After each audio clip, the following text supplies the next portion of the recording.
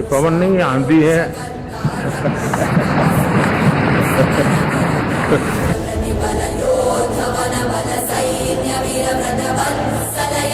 श्री पवन कल्याण गारू जी का बहुत बहुत आभारी हूँ उन्हें, और उनके सपोर्ट की वजह से इतनी बड़ी जीत हासिल। హాయ్ వ్యూవర్స్, వెల్కమ్ టు ఆదన్ మరొకొండం. నేను మీ ప్రసాద్.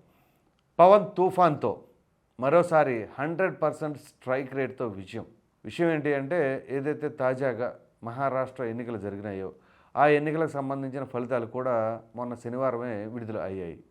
ఈ క్రమంలో అసలు మహారాష్ట్రలో అంత అనూహ్య విజయం సాధించిన బీజేపీ, దానికి గల కారణాలు ఏంటి అనేవి అన్నీ కూడా మనం ఈ వీడియోలో చర్చించుకుందాం. దానికంటే ముందుగా పవన్ కళ్యాణ్ గారి ఎఫెక్ట్ మహారాష్ట్ర పైన పడిందా లేదా అనే మీ అభిప్రాయాన్ని అయితే మాత్రం కామెంట్ సెక్షన్లో తప్పకుండా తెలియచేయండి. ఇక వివరాల్లోకి వెళ్ళినట్లయితే, మామూలుగా పవన్ కళ్యాణ్ గారు అనగానే రాజకీయాల్లో పెద్దగా పట్టించుకోవాల్సిన అవసరం లేదు అది ఇది అని చెప్పేసి 2019 నుంచి 24 మధ్యలో చాలామంది నోటికి వచ్చినట్లు మాట్లాడారు. అసలు వాళ్ళకి ఆ స్థాయి ఉందా లేదా అసలు అనే ఆలోచన కూడా లేదు. ఎందుకంటే 2019లో అంత దారుణమైన చేదు ఫలితాలు పవన్ కళ్యాణ్ గారికి ఉన్నాయి. సరే, ఎంతటి వారికైనా సరే అప్పుడు అటువంటి గడ్డు పరిస్థితి తప్పదు. అట్లాంటి గడ్డు పరిస్థితి ఎదురైనప్పుడే అసలు నాయకత్వ లక్షణాలు అనేవి బయటపడతా ఉంటాయి. ప్రధానంగా పవన్ కళ్యాణ్ గారు ఎక్కడా కూడా నేను 2 చోట్ల ఓడిపోయాను అని చెప్పేసి ఆయన డిప్రెషన్ అవ్వకుండా ఇమ్మీడియట్గా ప్రెస్ మీట్ పెట్టి మాట్లాడిన ఘనత పవన్ కళ్యాణ్ గారికి దక్కింది. ఇక దాని తర్వాత ఆ ప్రెస్ మీట్లో కూడా ఆయన చాలా హుందాగానే మాట్లాడారు, గెలిచిన వారికి శుభాకాంక్షలు తెలుపుతూ. అదేవిధంగా ఇక్కడ జరిగిన లోపాలు ఏంటో ఏమో కానీ మొత్తానికి ఆయన ప్రెస్ మీట్లో మాట్లాడిన విషయం మనందరికీ తెలిసింది. ఆ తర్వాత చాలా కసిగా ప్రజాసేవ చేస్తూ, కసిగా అనగానే మరలా వేరే రకంగా ఆయన ఏదో అధికార పార్టీ పైన కోపంతోనో అని కాదు, కోపంతో ఉన్నారు. ఎప్పుడున్నారు? ఏదైతే అధికార పార్టీ తప్పులు చేసినాయో, వాళ్ళు తప్పుడు నిర్ణయాలు తీసుకున్నారు, అటువంటి సమయంలో మాత్రం చాలా గట్టిగా ప్రశ్నించారు. అట్ ద సేమ్ టైం ఆయన ప్రజలకు బాగా దగ్గరయ్యారు. ఆ విషయంలో ఎటువంటి సందేహం లేదు. సో ఇదే పవన్ కళ్యాణ్ గారు 2019 ఎన్నికలకు ముందు ఒకలాగుంటే 2024 ఎన్నికలకు ముందు, అంటే ఆయన వారాహి యాత్ర చేపట్టినప్పటి నుంచి కనుక మీరు గమనించినట్లయితే చాలా మార్పు గమనించింది. ఒక నాయకుడిగా ఆయన గ్రాఫ్ మరింత స్థాయికి పెంచింది అనడంలో ఎటువంటి సందేహం లేదు. అంటే ఆయన మాట్లాడే తీరు కావచ్చు, ఆ భాష కావచ్చు, అలాగే ఆ ప్రజాసేవకు సంబంధించిన అంశాలు కావచ్చు, ఇంకా సమాజానికి ఏం చేయాలా అన్న ఆలోచనలు కావచ్చు, అవన్నీ కూడా చాలా చాలా లోతుగా విశ్లేషించుకొని మరి ఆయన ప్రజలు అంటానే ప్రజల్లోకి వెళ్ళారు. సో ఈ క్రమంలో ఏదైతే మొన్న 24 ఎన్నికలకు ముందు కేంద్రంలో ఉన్న పెద్దలు, అంటే మోదీజీ కావచ్చు, అమిత్ షా గారు కావచ్చు, ఈయన పవన్ కాదు తుఫాన్ అని చెప్పేసి స్వయాన ప్రధాని మోదీ గారే అన్నారు. సో అప్పట్లో ఏంటి ఆయన తుఫాన్ అన్నారు ఏంటి అనుకుంటే, ఆ తుఫాన్ ప్రభావం ఇలా ఉంటుందన్నమాట. ఏదైతే మొన్న ఆంధ్రప్రదేశ్లో జరిగిన ఎన్నికలకు సంబంధించి 100% స్ట్రైక్ రేట్ మీకు తెలియదేం కాదు. 21 అసెంబ్లీ సీట్లు, 2 పార్లమెంట్ స్థానాలు మొత్తం గెలుచుకున్నారు. ఇక ఈ మహారాష్ట్ర ఎన్నికల కంటే ముందు జరిగింది హర్యానా ఎన్నికలు 1 సైడెడ్గా కాంగ్రెస్ పార్టీ గెలుస్తుందన్న తరుణంలో ఇదే పవన్ కళ్యాణ్ గారు ఆ టైంలో సనాతన ధర్మం అని చెప్పేసి కానీ తిరుమల లడ్డు వివాదం పైన ఆయన దీక్ష చేపట్టారు, ప్రాయశ్చిత్త దీక్ష అని. అప్పుడు దుర్గమ్మ ఆలయం మెట్లు కూడా ఆయన కడిగారు. అవన్నీ కూడా పెద్ద సెన్సేషన్ అయ్యాయి ఆ సమయంలోనే. అంటే సరిగ్గా హర్యానా ఎన్నికలకి వారం 10 రోజుల ముందట నేషనల్ మీడియా సైతం పవన్ కళ్యాణ్ గారి గురించి, సనాతన ధర్మం గురించి, ఆ తిరుమల వివాదం మీదే నడిచింది. సో కంప్లీట్గా పవన్ కళ్యాణ్ గారి మీదే నడిచింది 4-5 రోజులు అన్ని నేషనల్ మీడియాస్లో. సో ఈ క్రమంలో ఆ ప్రభావం హర్యానాలో బ్రహ్మాండంగా పనిచేసింది. సో అందుకే హర్యానా ఫలితాలు ఉన్నట్టుండి ఇటు నుంచి అటు మారిపోయినాయి. కోర్స్ అట్లాంటివి చాలా అరుదుగా జరుగుతూ ఉంటాయి అన్నమాట. ఎందుకంటే ఇట్లాంటి ఘటనలు, దురదృష్టకరమైన ఘటనలు చోటు చేసుకోవటం, ఆ ప్రభావం అక్కడ చూపించడం. అందుగురించే మీరు ఏ సెఫాలజిస్ట్కి కూడా ఆ విషయం అందల, ఏ సెఫాలజిస్టు ఇచ్చిన నెంబర్లకు దగ్గరగా కూడా లేదు, కంప్లీట్ ఉల్టాగా ఉన్నాయి. సో హర్యానా ఫలితాలకి ప్రధానమైన కారణం ఏంటి అంటే, అటు సనాతన ధర్మం కావచ్చు, పవన్ కళ్యాణ్ గారు కావచ్చు. సో అది గ్రహించిన కేంద్రం పెద్దలు ఇక మహారాష్ట్రలో కూడా ఖచ్చితంగా ఉపయోగించుకోవాలి అని. నేను చాలామంది సెఫాలజిస్టులతో మాట్లాడుతున్నప్పుడు ఈ హర్యానా ఎన్నికలకు ముందే మహారాష్ట్ర పరిస్థితి ఎలా ఉండబోతుంది అంటే, బీజేపీకి చాలా దారుణమైన ఓటమి ఎదురు కాబోతుంది అని చెప్పి సాక్షాత్ నాతో చాలామంది సెఫాలజిస్టులు మాట్లాడటం జరిగింది. సో అంత దారుణంగా ఉంటుందంటే మీరు రాసి పెట్టుకోండి అని చెప్పేసి అన్నారు.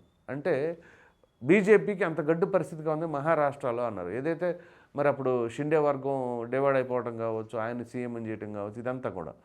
దాంతోపాటుగా పెద్దగా పబ్లిక్ అంతా కూడా సాటిస్ఫాక్షన్గా లేరు, ఎగ్జిస్టింగ్ గవర్నమెంట్ అన్నట్లుగా ఉండడంతో సో బీజేపీకి పరాభవం తప్పదు అనుకున్నాం. కానీ పవన్ కళ్యాణ్ గారు ఇక్కడ కూడా ఆ యొక్క పర్యటన చేశారు చూసారు 2 రోజులు. అప్పుడు కూడా నాకు ఒక అనుమానం, మహారాష్ట్రలో కూడా పవన్ కళ్యాణ్ గారు పర్యటిస్తున్నారు, దాని ప్రభావం ఉంటుందంటారా? అయినా ఇప్పుడు బీజేపీకి చాలా గడ్డు పరిస్థితి ఉంది, సాధ్యపడుతుందా లేదా అని చెప్పేసి అనుకున్నాం.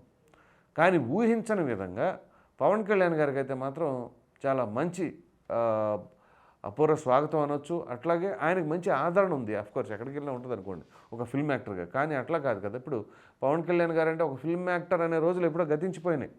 అఫ్కోర్స్ ఫిల్మ్ యాక్టర్గా ఆయన పవర్ స్టార్ అవన్నీ వేరే విషయాలు, కానీ ఒక సక్సెస్ఫుల్ పొలిటీషియన్గా ఆయన పేరు దేశవ్యాప్తంగా ఉంది. సో ఇటువంటి తరుణంలో మహారాష్ట్రలో ఏ మేరకు ఆ ప్రభావం ఉంటుంది?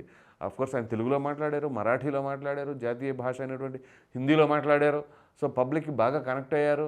ఆ మీటింగ్స్ కూడా చాలా సక్సెస్ఫుల్గా సాగినాయి. అయితే ఇప్పుడు నేను తెలియజేయే అంశం ఏంటి అంటే 100% స్ట్రైక్ రేట్. అంటే పవన్ కళ్యాణ్ గారు ఏ ఏ నియోజకవర్గాలు అయితే పర్యటించారో ఆ నియోజకవర్గాలు అన్నింటిలో కూడా బీజేపీ అంటే ఎన్డీఏ కూటమి విజయం సాధించింది.